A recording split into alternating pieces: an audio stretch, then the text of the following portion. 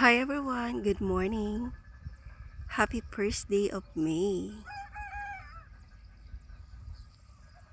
Ang ganda ng mga papabiri o puppies. May mga yellow flowers. Para siyang sunflower pero hindi. More on carnation. Ito yung dahon niya ay hugis puso.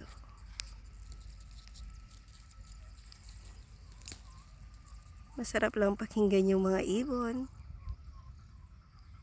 And of course, dahil May 1 ngayon, maulan dito sa amin. Paano ako naka-harvest nito? Let's watch and see. Hi! It's me again. Ayan, medyo marami na yung mga asparagus namin. Samahan niyo akong mag-harvest.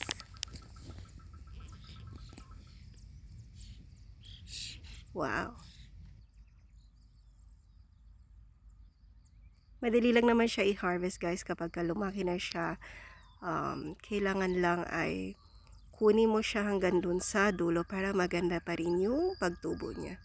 Ayan, medyo madami siya ngayong araw.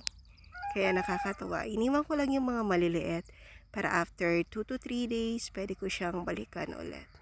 Ang asparagus namin ay yearly tumutubo.